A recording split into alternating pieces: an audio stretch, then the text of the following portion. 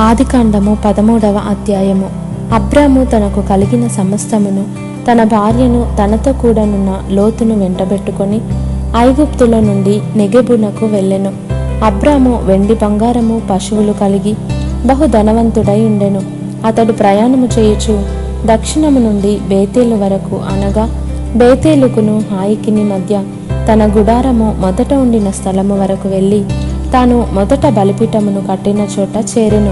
అక్కడ అబ్రాము యెహోవా నామమున ప్రార్థన చేసెను. అబ్రాముతో కూడా వెళ్ళిన లోతుకును గొర్రెలు, గొడ్లు, గుడారములు ఉండెను గనుక వారు కలిసి నివసించుటకు ఆ ప్రదేశము చాలకపోయెను. ఎందుకనగా వారి ఆస్తి వారు కలిసి నివసించలేనంత విస్తారమై ఉండెను.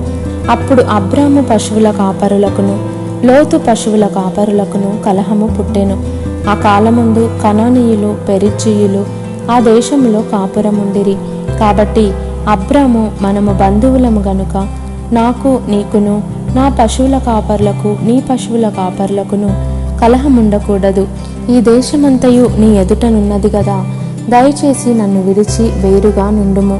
నీవు ఎడమ తట్టునకు వెళ్ళిన ఎడల నేను కుడి తట్టుకును, నీవు కుడి తట్టునకు వెళ్ళిన ఎడల నేను ఎడమ తట్టునకును వెళ్ళుదునని లోతుతో చెప్పగా, లోతు తన కన్నులెత్తి యోర్దాను ప్రాంతమంతటిని చూచెను.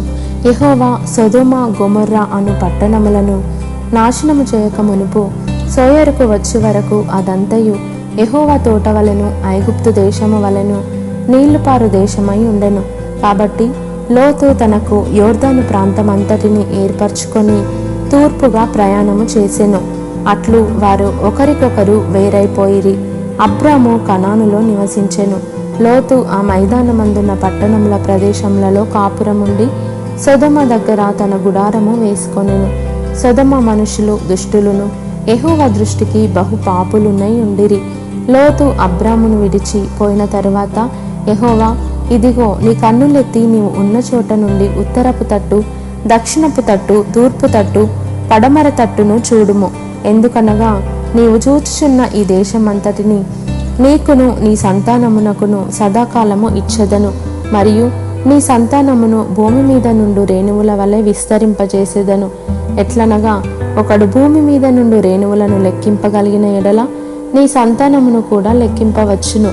నీవు లేచి ఈ దేశము యొక్క పొడుగున వెడల్పున దానిలో సంచరించుము, అది నీకిచ్చేదనని అబ్రాముతో చెప్పెను. అప్పుడు అబ్రాము తన గుడారము తీసి హెబ్రోనులోని మమ్రే దగ్గరనున్న సింధూర వృక్ష వనములో దిగి అక్కడ యెహోవాకు బలిపీఠమును కట్టెను.